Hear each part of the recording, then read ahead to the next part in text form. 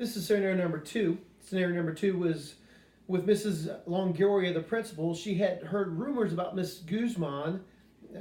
Mrs. Longoria was trying to institute a new program, and Mrs. Guzman was unhappy and was saying unflattering words about the initiative of being that was implemented or going to be implemented. Miss Longoria overheard this, but the key, I believe, here is that she overheard this. This was first-hand knowledge. She heard it herself. This wasn't a secondary source or secondary knowledge. She had heard it herself, and she heard these untrue statements that Mrs. Guzman was making to co-workers and other teachers. Some might say maybe this is defamation of name or defamation of character. I wouldn't quite say that, but I would say that there's definitely a serious problem because, as was stated, Mrs. Whaley, that this whole entire atmosphere of the school or climate can change as a result of a parent or a result of a teacher speaking negatively about programs. So the steps that I would follow in this scenario, the first step I would do is as soon as Mrs. Longoria heard that with Mrs. Guzman, the conversation, give direct eye contact, walk directly up to Mrs. Guzman and say, Mrs. Guzman, I need to speak with you. Would you come with me, please? I would say it in a direct way.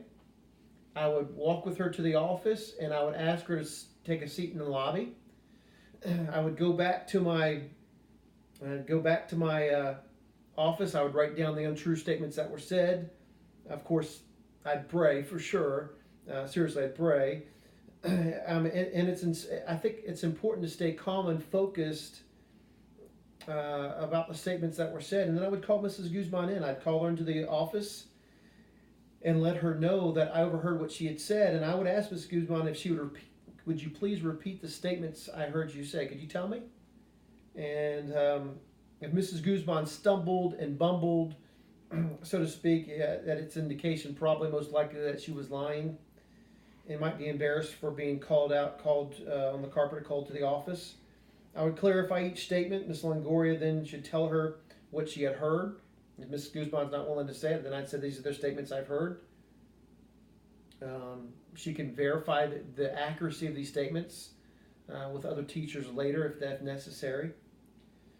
But I would ask Ms. Guzman if she knew the Educator's Code of Conduct, if she was familiar with Standard 1.1, which says the educator shall not intentionally, knowingly, or recklessly engage in deceptive practice regarding the official policies of the school district, educational institution, educated preparation programs. So I would cite that. I would also cite 1.10, Standard 1.10, the educator shall be of a good moral character and be worthy to instruct or supervise the youth of this state. I know it's talking about youth, but good moral character would be the focus there.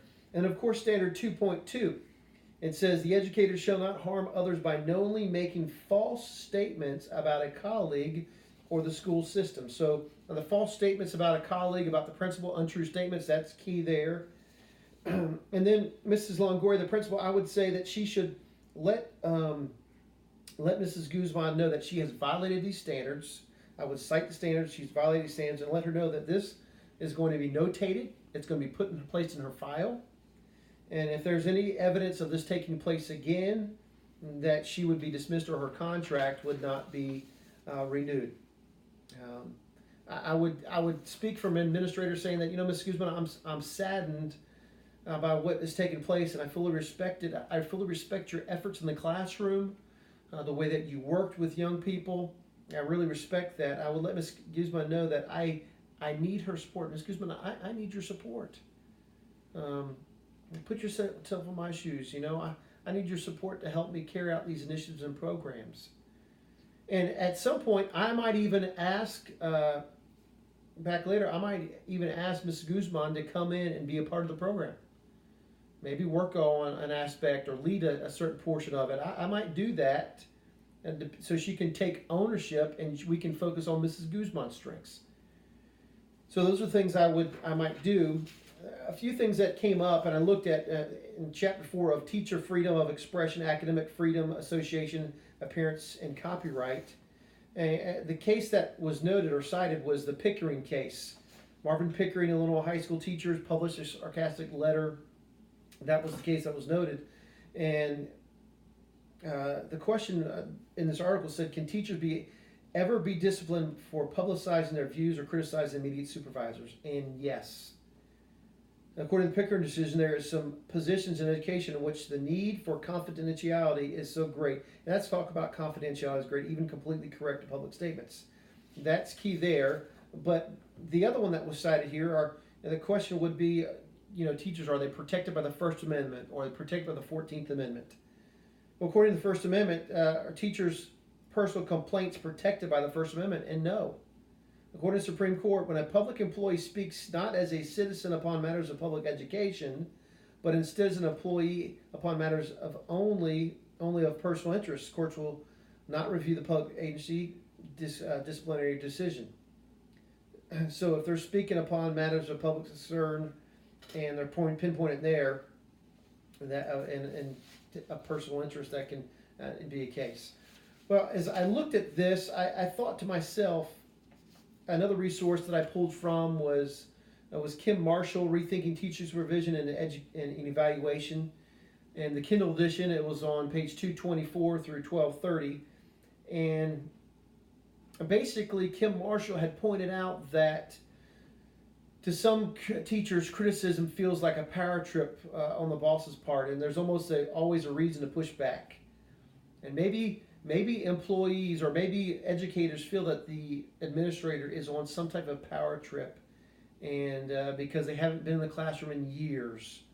And the teacher's take might be, why should I listen to you? You don't understand my world. The result of these unfortunate dynamics is that teachers reject or ignore a lot of thoughtful feedback from principals. So what I would do is as an administrator, Mrs. Longary's administrator, I would try to empathize with the teachers and say, I know this is a new program, and I know there might be some unsettledness, but let's give this an effort. And I would try to identify with the teachers and go back to that mode when they were in the classroom, so they could identify with them and kind of push this forward program and just create a positive school culture within that. Those are the things that I would do. Thank you.